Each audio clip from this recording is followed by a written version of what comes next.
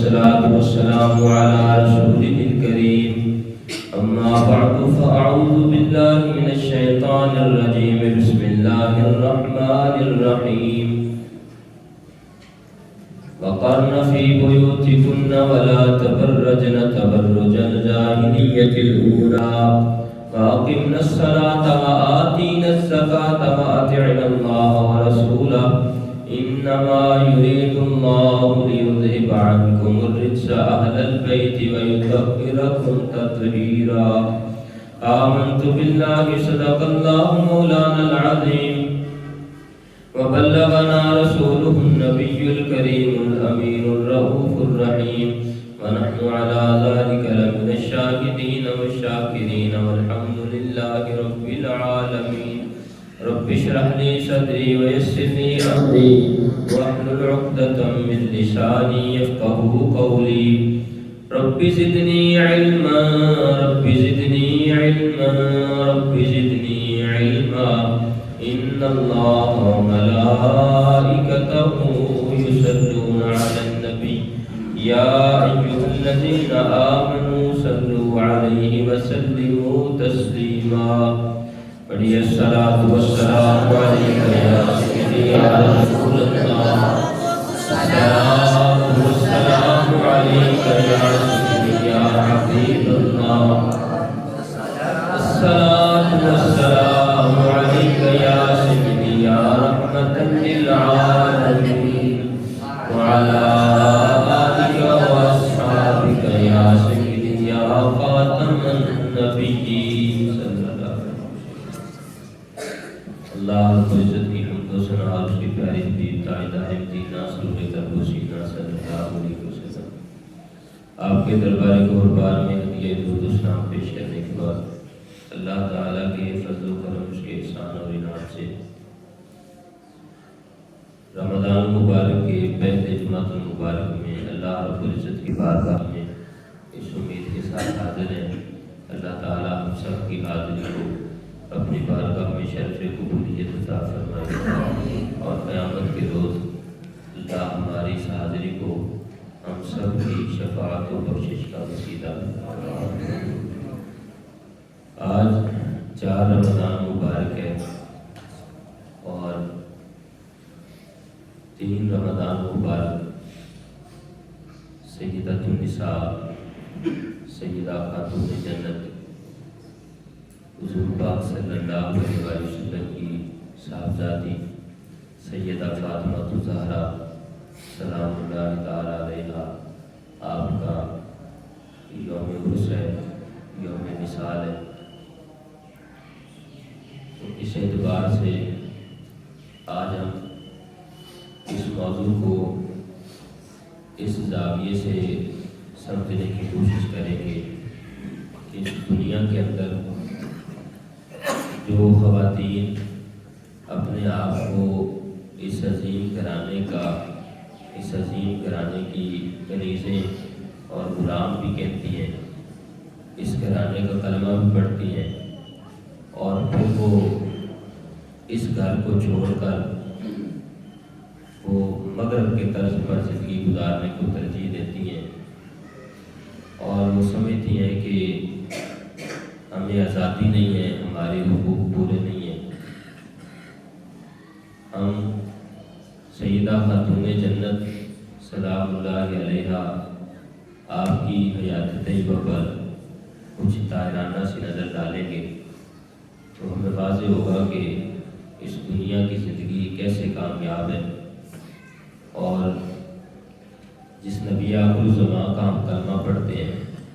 وہ ذات کیسے ہم سے راضی ہوتی ہے۔ حضور پاک صلی اللہ علیہ وسلم کا عشق اور پیار کس چیز کا نام ہے؟ بعض مفسرین کرام نے یہ لکھا ہے کہ حضور پاک صلی اللہ علیہ وسلم جو بھی میں نے اتفاق پڑھی ہے جس کا ایک حصہ یہ ہے انما یرید اللہ لیذھب عنکم الرجس اہل البیت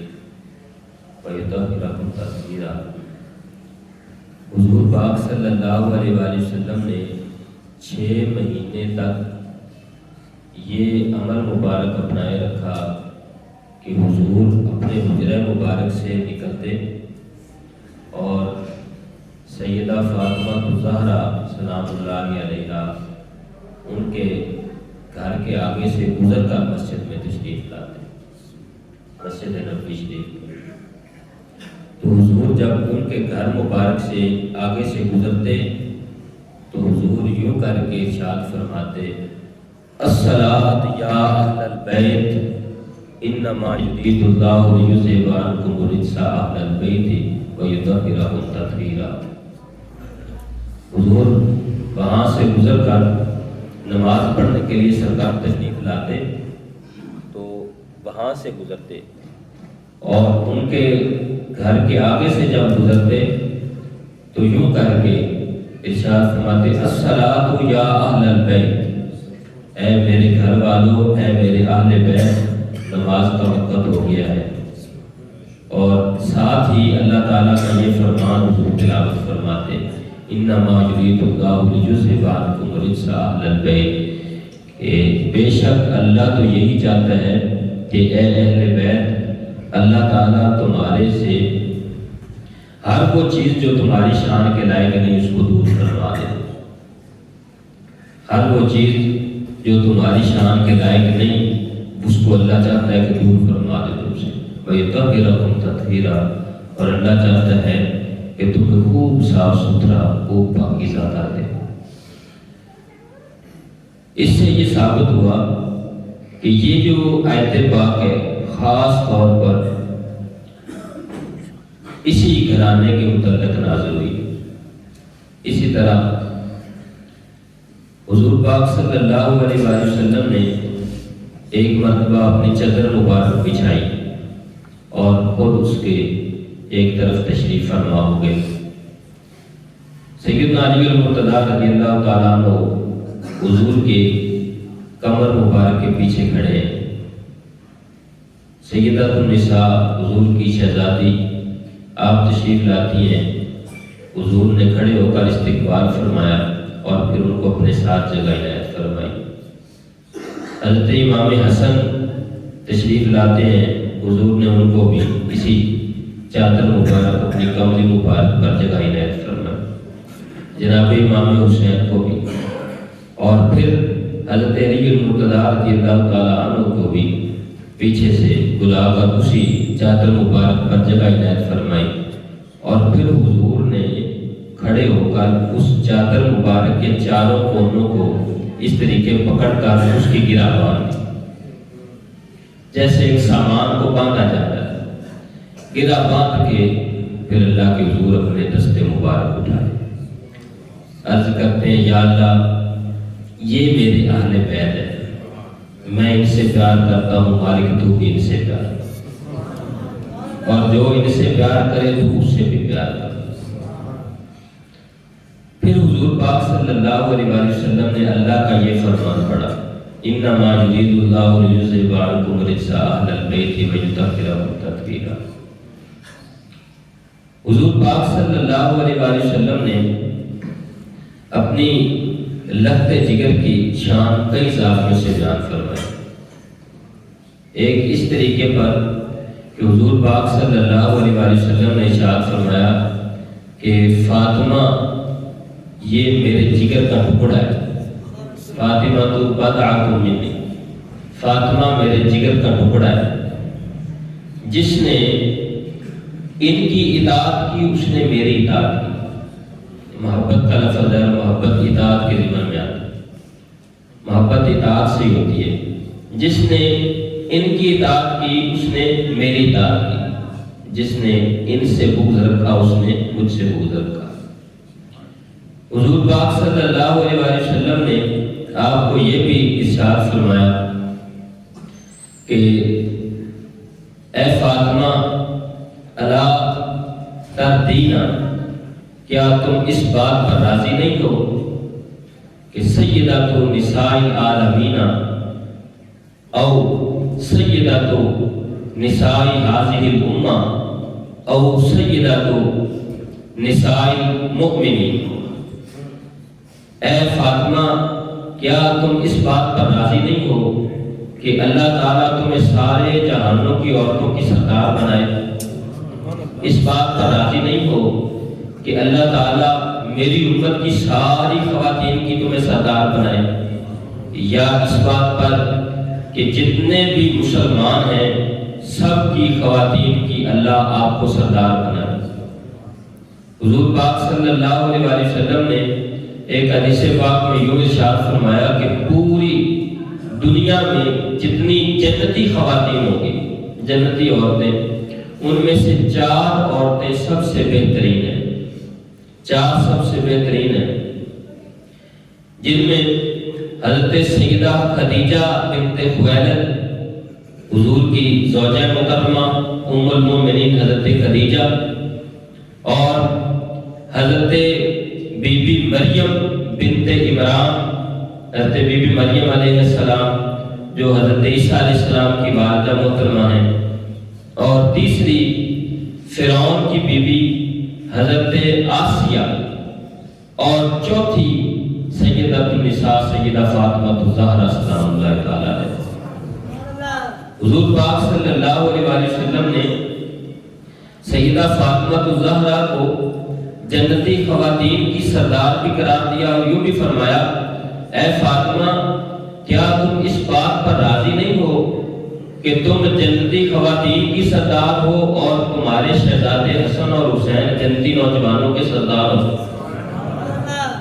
اس حدیث پاک کو اگر تفصیل کے ساتھ ہم پورا پڑھیں، اس حدیث پاک کی راویہ ہیں حضرت اماں جی عائشہ صدیقہ رضی اللہ تعالیٰ۔ لوگوں کا بھی عجیب حال ہے کہ لوگ ایک طبقے سے پیار کرتے ہیں، اپنے کسی ایک شخصیت کے ساتھ لوگ محبت کا اظہار کرتے ہیں، اور صحابہ کرام اور اہل بیت اطہار میں فرق کرنے کی کوشش کرتے ہیں، اور ایک شخصیت کا تذکرہ محبت سے کر رہے ہوتے ہیں اور دوسری شخصیت کو نشانہ بنا رہے ہوتے ہیں۔ لوگوں کا عجیب حال ہے۔ اب اسی صورت میں اگر آپ دیکھیں تو جس ذات سے لوگ بغض رکھتے ہیں، وہ ذات جس سے وہ محبت رکھتے ہیں، وہ ذات ان کی تعریف کر رہی ہے۔ یہ حدیث پاک ہے سیدہ فاطمہ الزہرا سلام اللہ علیہا ان کی شان میں، اور اس کی راویہ، اس کو بیان کرنے والی کون ہے؟ ام المومنین اماں جی عائشہ صدیقہ رضی اللہ تعالیٰ عنہ، وہ اس کو روایت کرتے۔ اچھا کتنے پیارے انداز میں کیسے الفاظ ہیں، غور کیجئے گا۔ اماں جی عائشہ صدیقہ رضی اللہ تعالیٰ عنہ آپ فرماتی ہیں کہ میں حضور پاک صلی اللہ علیہ وسلم کے پاس تھی کہ حضور پاک صلی اللہ علیہ وسلم آرام فرما ہیں، اور سیدہ فاطمہ الزہرا حضور کی صاحبزادی آپ تشریف لاتی ہیں۔ آپ فرماتی ہیں کہ قسم بخدا سیدہ فاطمہ الزہرا رضی اللہ تعالی عنہا آپ کی چال مبارک بالکل حضور کی چال کی طرح تھی۔ سبحان اللہ۔ حضور کی مشابہت جتنی حضرت فاطمہ الزہرا میں تھی، چال ڈھال میں، چلنے پھرنے میں، گفتگو میں، گفتار کردار میں جتنی مشابہت حضرت بی بی فاطمہ تھی، اتنی کسی میں بھی نہیں تھی۔ آپ فرماتی ہیں کہ وہ حضور کی خدمت میں حاضر ہوتی ہیں، جو ہی حضور کی نظر مبارک ان پر پڑتی ہے تو سرکار اپنی مسند شریف سے کھڑے ہو جاتے ہیں اور آگے بڑھ کر اپنی صاحبزادی کا استقبال کرتے ہیں، ان کا ہاتھ پکڑتے ہیں اور ان کے ہاتھ پر بوسہ دیتے ہیں۔ حضور ان کے ہاتھ پر، اپنی صاحبزادی کے ہاتھ پر بوسہ دیتے ہیں، اور پھر ان کے ہاتھ سے پکڑ کر ان کو آگے لاتے ہیں اور اپنی مسند پر ان کو بٹھا دیتے ہیں۔ حضور پاک صلی اللہ علیہ وسلم ان کے ساتھ جلوہ افروز ہو جاتے ہیں، اور تھوڑی دیر کے بعد پیارے آقا صلی اللہ علیہ وسلم آپ اپنا سر انور ان کے قریب کر کے ان سے کوئی گفتگو فرماتے ہیں۔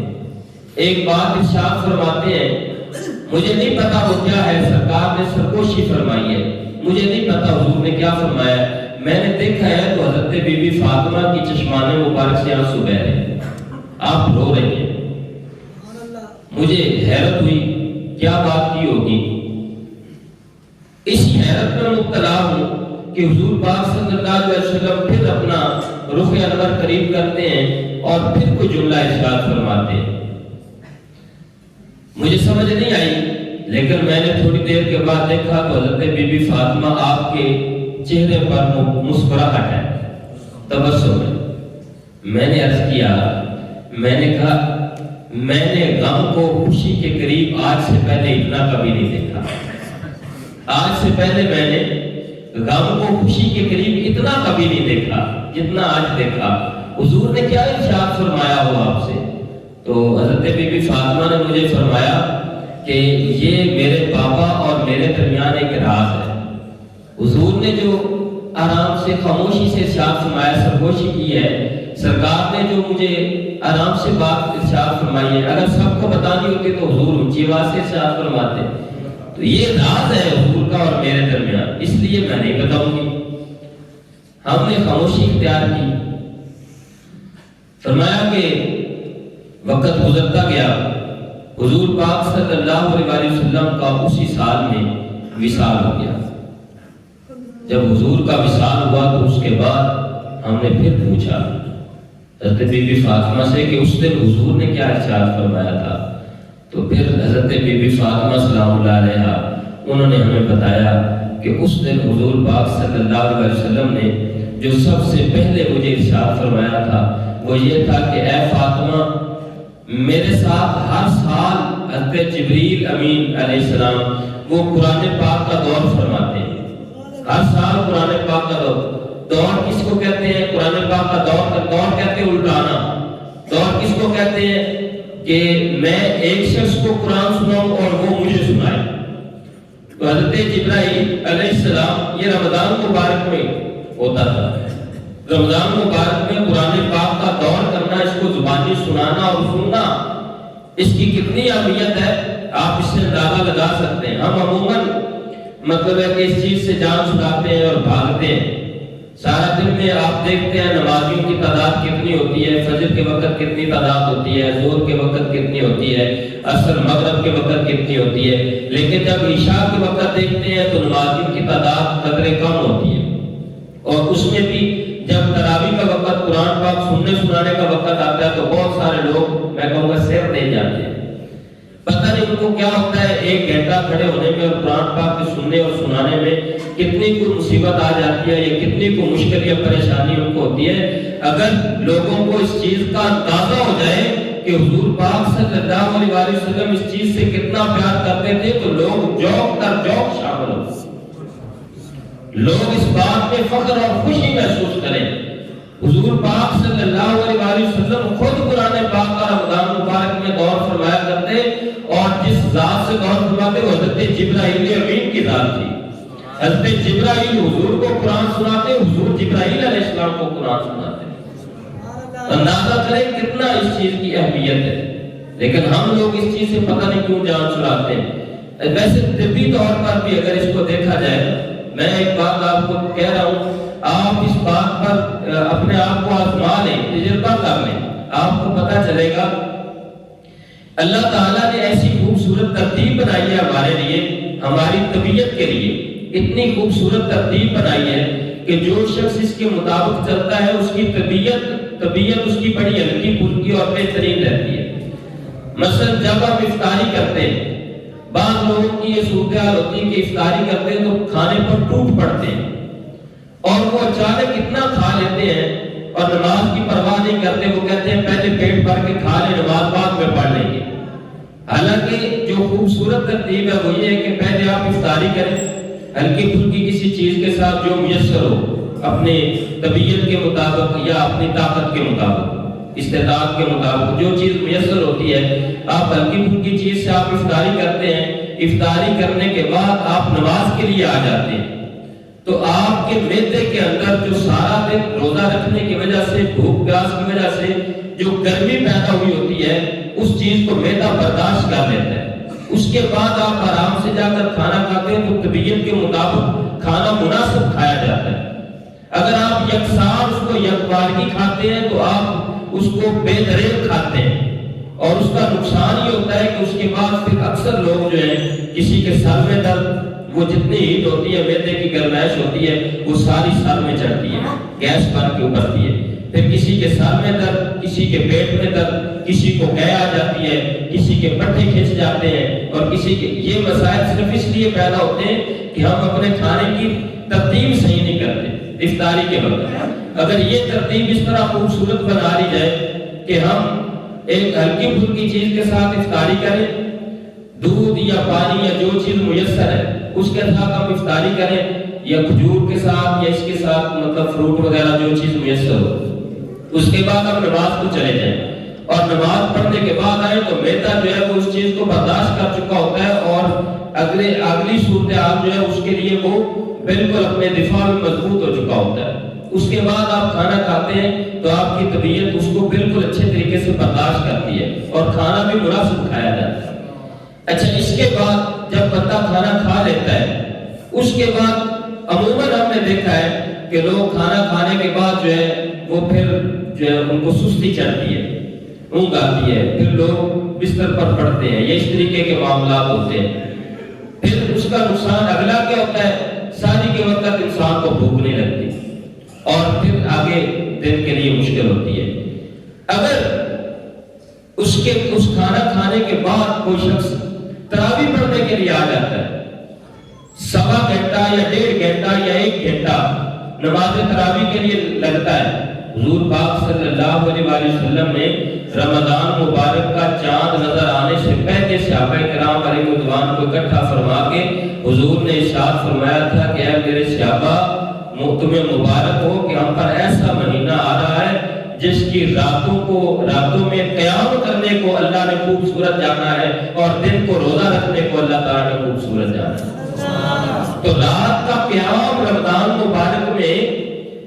اس کی بڑی اہمیت ہے، اس کو حضور پاک صلی اللہ علیہ وسلم نے پسند فرمایا، رات کے قیام کو اللہ نے پسند فرمایا۔ 1,24,000 کم و بیش انبیاء علیہ السلام اس دنیا میں تشریف لائے، کوئی بھی اللہ کا نبی ایسا نہیں تھا جو ایک دوسرے سے بڑھ کر رات کو قیام نہیں کرتا۔ یہ بڑی چیز ہے رات کا قیام۔ اب میں طبی طور پر بات کر رہا ہوں، تو جس شخص نے کھانا کھانے کے بعد عشاء کی اذان ہوئی، اس نے وضو کیا، مسجد میں آیا، نماز پڑھی، تراویح پڑھی،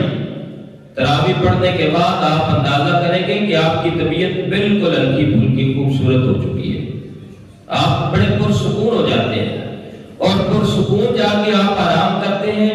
آپ کو میٹھی ٹھنڈی بہترین نیند آتی ہے، اور صبح سحری کے وقت آپ بالکل فریش ہوتے ہیں۔ یہ اس کے طبی فوائد ہیں تراویح پڑھنے کے، ہمارے لیے بڑی خوبصورت ترتیب ہے۔ ہم بیمار ہوتے ہی اسلام سے دور ہو گئے، ہم اپنے آپ عقل مند جو بنتے ہیں نا، یہ سستی کرتے ہیں، یہ دنیا کو جو ترتیب دیتے ہیں اور دین کو پیچھے کرتے ہیں، تو سارے مسائل پیدا ہی اس کو قتل ہوتے ہیں۔ اگر ہم اس خوبصورت ترتیب کے مطابق چلیں تو ہم اپنے آپ میں بھی بہترین رہیں۔ تو یہ اس کے ضمن میں ایک بات یہ میں بات یہ کر رہا تھا کہ حضور پاک صلی اللہ علیہ وسلم کی آپ کا راز حضرت بی بی فاطمہ الزہرا اما جی عائشہ صدیقہ رضی اللہ تعالی عنہا ان کو بتا رہی تھی کہ آپ پوچھ رہی تھی کہ مجھے بتائیں کہ اس دن حضور نے جو آپ سے گفتگو کی تو آپ روئی کیوں اور آپ مسکرائی کیوں؟ تو حضرت بی بی فاطمہ سلام اللہ تعالی علیہا آپ حضرت اما جی عائشہ صدیقہ رضی اللہ تعالی عنہا ان کو یہ بتا رہی تھی کہ پہلا جو جملہ حضور نے مجھے ارشاد فرمایا، حضور نے میرے ساتھ سرگوشی فرمائی، سرکار نے فرمایا تھا کہ اے فاطمہ، ہر سال میرے ساتھ جبرائیل امین قرآن پاک کا دور کرتے ہیں، اس سال انہوں نے 2 مرتبہ دور کیا، 1 مرتبہ نہیں 2 مرتبہ دور کیا۔ اس کا مطلب ہے کہ اب دنیا سے میرا پردہ کرنے کا وقت آ گیا ہے، جانے کا وقت۔ حضور کی جدائی کی بات سنی تو میری آنکھوں سے آنسو آنے لگے۔ حضور پاک صلی اللہ علیہ وسلم نے کچھ ہی دیر کے بعد جو دوبارہ سرگوشی فرمائی تو حضور نے مجھے فرمایا کہ فاطمہ، تمہیں پتہ ہے کہ میرے جانے کے بعد میرے گھر والوں میں سے جو سب سے پہلے مجھ سے ملے گا وہ تم ہوگی، اے میری بیٹی وہ آپ ہوگی۔ تو اس وقت حضور پاک صلی اللہ علیہ وسلم سے جلد ملاقات کی وجہ سے مجھے خوشی ہوئی اور اس وقت میرے چہرے پر تبسم آیا، مسکراہٹ ہے۔ اب تعریف حضور کی صاحبزادی حضور کی لگتے جگر کی ہو رہی ہے، اور یہ تعریف اتنے خوبصورت الفاظ کے ساتھ بیان کرنے والی حضور کی زوجہ مکرمہ ام المؤمنین اما جی عائشہ صدیقہ رضی اللہ تعالیٰ عنہ ہے۔ اس کا مطلب ہے کہ ان ہستیوں کو اہل بیت اطہار سے جتنا پیار تھا اتنا تو ہم نے سوچا بھی نہیں ہوگا۔ تو یہاں کسی کو یہ جرات نہیں کرنی چاہیے کہ ان ہستیوں کو ان سے اچھا ایک میں اور آپ کو اس طرح کی بات عرض کرتا ہوں۔ ایک حدیث پاک ہم نے عموماً پڑھی سنی، سیدنا عمر بن خطاب رضی اللہ تعالیٰ عنہ اور آپ کے صاحبزادے حضرت عبداللہ بن عمر رضی اللہ تعالیٰ عنہما اہل بیت اطہار سے ان کے پیار کے واقعات ہیں۔ آج میں ایک آپ کو ان دونوں باپ بیٹا سے مروی حدیث پاک انہوں نے بھی روایت کی ہے اور صحیح بخاری شریف کے اندر یہ حدیث ہے۔ بخاری شریف میں، مسلم شریف میں اور بھی کئی کتابوں کے اندر یہ حدیث پاک موجود ہے، صحیح کتابوں کے اندر۔ حضرت عبداللہ بن عمر رضی اللہ تعالیٰ عنہ آپ بھی راوی ہیں، حضرت عمر بن خطاب رضی اللہ تعالیٰ عنہ وہ بھی راوی ہیں۔ حدیث پاک ایک ہی ہے، انہوں نے اپنے روایت میں انہوں نے بیان کیا، انہوں نے اپنے روایت اور کیا بیان کیا؟ کہتے ہیں کہ حضور پاک صلی اللہ علیہ وسلم جب بھی کسی سفر کا ارادہ فرماتے تو حضور پاک صلی اللہ علیہ وسلم سب سے ملنے کے بعد سب سے آخر میں جس سے ملاقات کرتے اور جس کی پیشانی پر بوسہ دیتے، جس کے ہاتھ پر بوسہ دیتے، وہ سیدہ خاتون جنت سیدہ بی بی فاطمہ الزہرا سلام اللہ تعالیٰ علیہا تھی۔ اور حضور پاک صلی اللہ علیہ وسلم جب ان سے جاتے وقت، جدا ہوتے وقت ایک جملہ ارشاد فرماتے، یہ جملہ بڑا وزنی ہے۔ حضور پاک صلی اللہ علیہ وسلم سارے صحابہ کرام ازواج مطہرات سبھی حضور پاک صلی اللہ علیہ وسلم سے ملتے تو حضور سے پیار کا اظہار فرمانے کے لیے وہ عرض کرتے، یا رسول اللہ فداک امی و ابی، یا رسول اللہ آپ پر میرے ماں باپ فدا ہوں۔ اب سن کر آپ اس محبت میں مجری ہیں۔ حضور پاک صلی اللہ علیہ وسلم جب اپنی شہزادی سے ملتے کسی سفر پر رخصت ہونے کے لیے تو سرکار ان کی پیشانی پر بوسہ دے کر حضور ان سے فرماتے، اے فاطمہ فدا کی امی و ابی، اے فاطمہ آپ پر میرے ماں باپ پر قربان ہو۔ سارے صحابہ حضور کو کہتے، یا رسول اللہ آپ پر ہمارے ماں باپ قربان ہو، اور حضور اپنی شہزادی فاطمہ الزہرا سے فرماتے، اے فاطمہ تم پر میرے ماں باپ قربان ہو۔ اور اس حدیث پاک کے راوی یا حضرت عمر بن خطاب ہے یا آپ کے ساتھ حضرت عبداللہ بن عمر ہے۔ آپ اندازہ کیجئے کہ صحابہ کرام کتنی پیاری گفتگو فرما رہے ہیں اہل بیت اطہار کے حوالہ سے، اور کس طریقے ان کی شان بیان کر رہے ہیں۔ وہ فرماتے ہیں کہ حضور جاتے وقت، اور اس میں بھی ایک حکمت ہے کہ حضور پاک صلی اللہ علیہ وسلم کسی سفر پر رخصت ہوتے وقت سب سے آخر میں سیدہ خاتون جنت سے ملاقات فرماتے ہیں، اور جب واپس تشریف لاتے ہیں تو سب سے پہلے سیدہ خاتون جنت سے ملاقات فرماتے ہیں۔ اس کا مطلب یہ ہے کہ حضور پاک صلی اللہ علیہ وسلم جاتے اور آتے وقت بھی اس چیز کا حساب رکھتے تھے کہ جتنا کم وقت حضرت بی بی فاطمہ سے میرا جدائی کا ہو اتنا کم وقت ہونا چاہیے۔ ملنے میں بھی جتنا وقت لگتا ہے وہ بھی سب کا پہلے لگ جائے، اور آخر میں میں اپنی شہزادی سے ملوں اور واپس آتے سب سے پہلے ان سے ملاقات کروں۔ یعنی اتنی کم جدائی حضور برداشت فرماتے تھے۔ سیدہ فاطمہ الزہرا، حضور پاک صلی اللہ علیہ وسلم نے خوشخبری سنائی۔ اما جی عائشہ صدیقہ رضی اللہ تعالیٰ عنہ آپ روایت کر رہی ہیں کہ ایک دن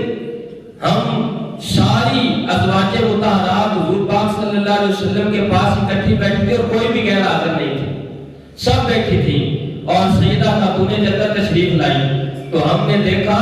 کہ حضور پاک صلی اللہ علیہ وسلم کی مشابہت جتنی حضرت بی بی فاطمہ الزہرا میں اتنی کسی اور ذات میں نہیں ہے۔ بالکل حضور کی جان چلتی تھی، حضور جیسی گفتار، حضور جیسا کردار، یہاں تک کہ حضور پاک صلی اللہ علیہ وسلم نے ارشاد فرمایا، میری فاطمہ نے اپنی عصمت کی حفاظت میں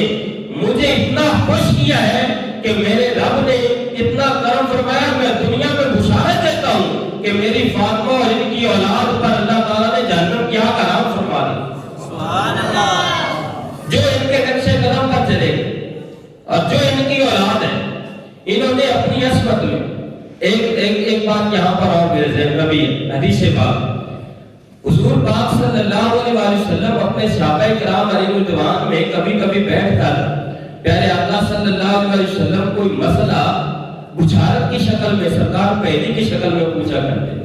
سرکار مزاح فرماتے، خوش طبعی میں حضور پاک صلی اللہ علیہ وسلم کوئی مسئلہ، اور اس طرح کا مسئلہ جب پوچھا جاتا ہے تو یہ ساری زندگی بھولتا نہیں، یہ بڑا پکا ہوتا ہے جب کوئی پہیلی کے طور پر کوئی مسئلہ پوچھ لیتا ہے۔ پیارے آقا صلی اللہ علیہ وسلم نے پہیلی کے طور پر ایک مسئلہ پوچھا، سرکار نے فرمایا میرے صحابہ مجھے بتاؤ بھلا عورت کے لیے سب سے بہتر کون سی شے ہے؟ اچھا اس مجلس میں باب مدینہ العلم کی تشریف فرما دے۔ سبحان اللہ۔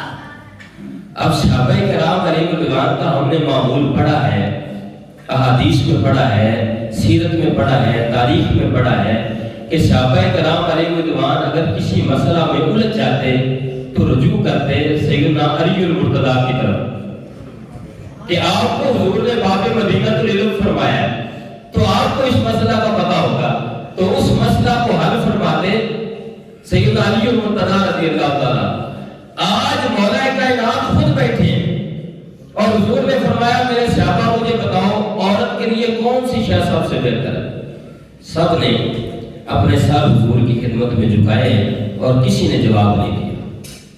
حضرت سیدنا علی المرتضیٰ رضی اللہ تعالیٰ عنہ انہوں نے ذہن میں رکھ لیا کہ اگر عورتوں کا مسئلہ ہے تو یہ پھر حضور کی صاحبزادی زیادہ جانتی ہوگی۔ سبحان اللہ۔ جب گھر گئے نا تو سیدہ فاطمہ الزہرا سلام اللہ علیہا ان سے پوچھنے لگے کہ حضور نے آج یہ مسئلہ پوچھا ہے، آپ ارشاد فرمائیں عورت کے لیے سب سے بہتر کون سی شے ہے؟ یار بڑا مسئلہ واضح ہو رہا ہے، بڑی بات۔ حضور پاک صلی اللہ علیہ وسلم کی صاحبزادی نے ارشاد فرمایا اے میرے شوہر نامدار، عورت کے لیے سب سے بہتر جو شے ہے وہ یہ ہے کہ عورت کسی غیر محرم مرد کی طرف نہ دیکھے اور کوئی غیر محرم مرد عورت کی طرف نہ دیکھے۔ اب بتاؤ حضور پاک صلی اللہ علیہ وسلم کا کلمہ پڑھنے والی خواتین، سیدہ فاطمہ الزہرا سے پیار اور محبت کی گردان پڑھنے والی اور بات کرنے والی خواتین اپنے حقوق مانگنے کے لیے بازار میں نکلے، بتائیں ان کے لیے کیسے بہتر ہو سکتا ہے؟ اس اسلام نے تو ان کو حقوق دیے اتنے ہیں کہ ان کی سوچ ہے، ان کی سوچ سے بڑھ کر دی ہے۔ مسئلہ یہ ہے کہ وہ اسلام سے ہیں ہی کیوں؟ وہ اس گھرانے کی طرف آئے تو صحیح، پہلے توجہ تو کریں، ان کو پتا چلے کہ اس گھرانے سے مسلمانوں کو پیار کتنا ملا ہے، رہنمائی کتنی خوبصورت ملی۔ تو میں کر رہا تھا ازواج مطہرات ساری کٹھی بیٹھی ہیں اور اما عائشہ صدیقہ رضی اللہ تعالی عنہ وہ روایت کریں وہ ساری کٹھی تھی، کوئی بھی حاضر نہیں تھی کہ حضرت بی بی فاطمہ الزہرا وہ تشریف لاتی ہیں۔ حضور پاک صلی اللہ علیہ وسلم نے ہم سب میں سے اٹھ کر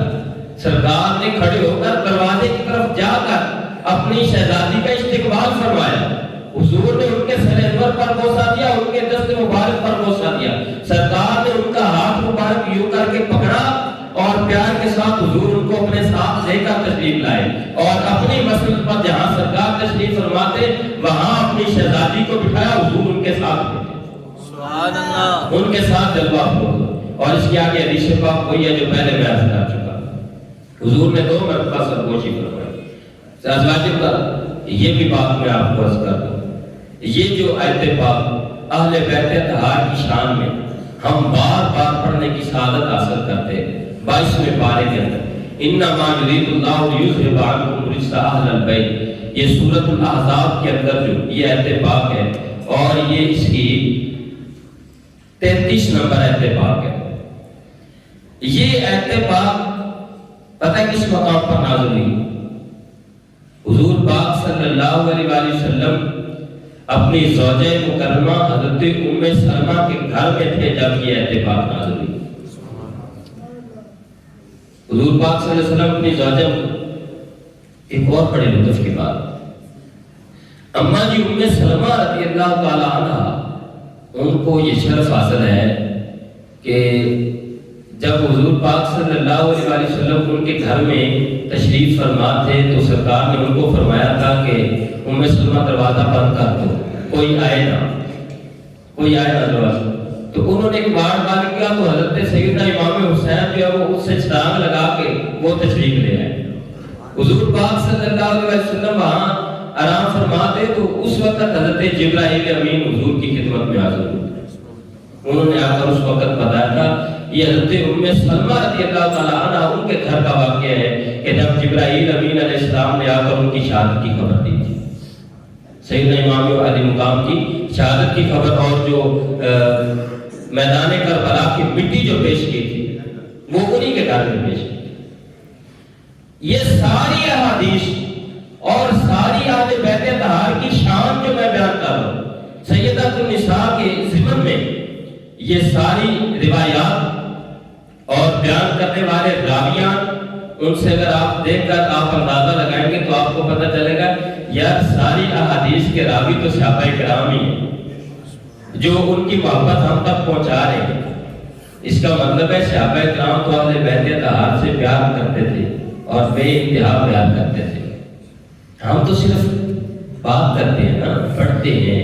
سنتے ہیں، سناتے ہیں، ہم سے وہ تو ان کے پاس تو اہل بیت طہار وہ موجود تھے جن کی بات مثلا آج کل بھی اہل بیت طہار جو موجود ہیں ہمیں چاہیے کہ ہم ان سے پیار کریں، لیکن جن کی ذاتوں میں اختلاف ہوتا ہے اور لوگ اختلاف کی طرف جاتے ہیں اور مختلف قسم کے دلائل کرتے ہیں، وہ ذاتیں تو انہی کے پاس موجود تھی، تو پیار کرنا انہی نے ہمیں سکھایا اور حضور کا پیار انہی نے ہم تک پہنچایا کہ وہ کس طریقے تھا۔ تو یہ ساری چیزیں اس آخر میں ایک واقعہ جو پہلے ہی آپ کو پہلے بھی میں نے سنایا کئی مرتبہ، اس کی طرف اشارہ کرتا ہوں اور اس کے بعد ہم بات کو مکمل کر رہے ہیں۔ سیدۃ النساء سیدہ فاطمہ الزہرا سلام اللہ تعالی علیہا، آپ کی عزت، توقیر، شان اتنی ہے کہ اللہ رب العزت خود لا مکان کا مالک ہو کر، پوری کائنات کا مالک ہو کر، اللہ رب العزت نے حضور کی صاحبزادی آپ کی عزت کا پاس خود رکھا۔ گویا اللہ بھی یہ چاہتا ہے کہ حضور کی صاحبزادی، اور یہ ایک واقعہ نہیں ہے، یہاں میں ایک بات عرض کر رہا ہوں، یہ تو کئی واقعات میں ہمیں بات نظر ہے۔ حضور امت کے معاملہ میں پریشان ہو، امت کی بخشش کے معاملہ میں حضور پریشان ہو، حضور کسی غار میں تشریف لے جائیں، تنہائی میں اپنے رب کو منا رہے ہوں، سیدہ فاطمہ الزہرا تلاش کرتی اپنے بابا کے پاس پہنچ جائیں تو میرا رب سیدہ فاطمہ الزہرا کے صدقے اپنے محبوب سے وعدہ فرماتا ہے، میرے محبوب پریشان نہ ہو، قیامت والے دن آپ کی شہزادی جیسے فرمائے گی آپ ویسے ہی مان لیں گے، ہم ان کو راضی کریں گے۔ آپ کی امت جب تک بخشی نہ جائے گی، جب تک آپ کی صاحبزادی راضی نہ ہوگی، تب تک ہم معاملہ ختم ہی نہیں کریں گے۔ حضور آپ مطمئن ہو جائیں، ہم آپ سے وعدہ فرماتے ہیں۔ اسی طرح جب یہود و نصارہ کی خواتین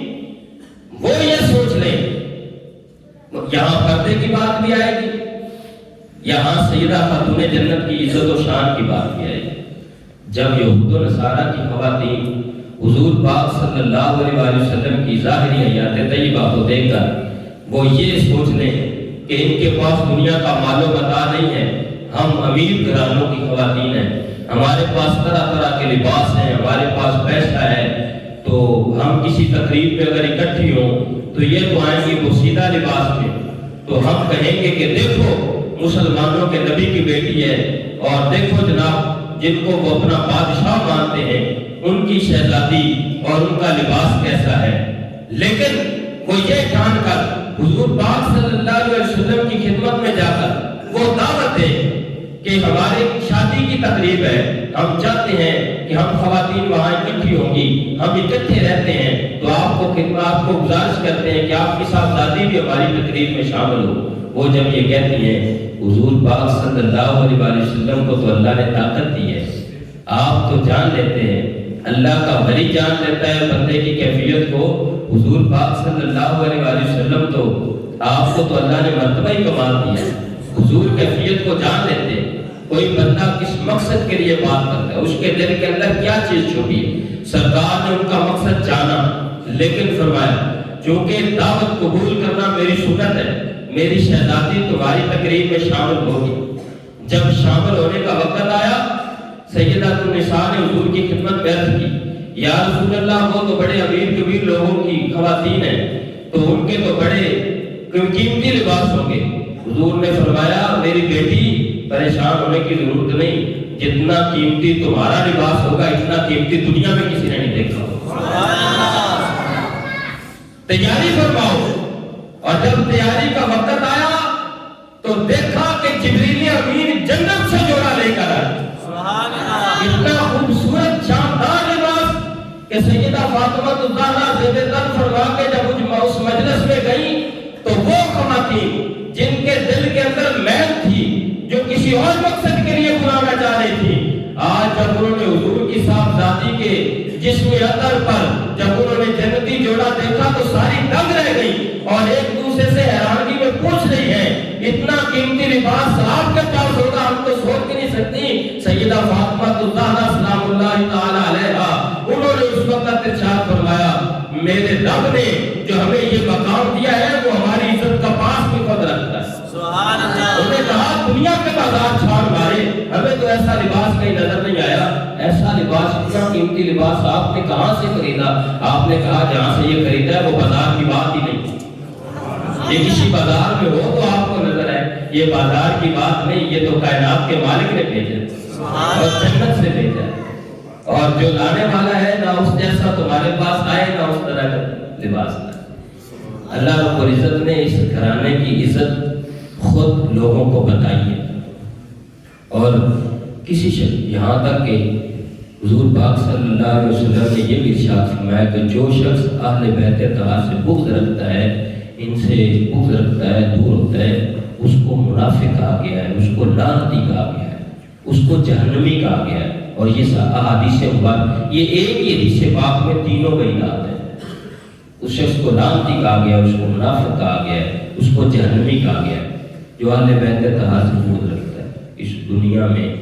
اہل بیت سے مسلمانوں کو چاہیے کہ وہ محبت کرے, اور محبت ایسی کریں جس طرح وہ ہمیں درس دے گئے, جس طرح وہ ہمیں سبق دے گئے, جس طریقے انہوں نے اپنی حیات طیبہ کو خوبصورت طریقے سے اسلام کے مطابق گزارا ہے, وہ ہمارے رہنما ہیں. ان کی سیرت پر عمل کریں, ان کی اطاعت و فرما برداری کریں, یہ ان سے پیار اور ان سے محبت ہوگا, اور یہ انشاءاللہ دنیا آخرت میں ہماری کامیابی کا وسیلہ بنے گا. باقی دعویٰ الحمدللہ.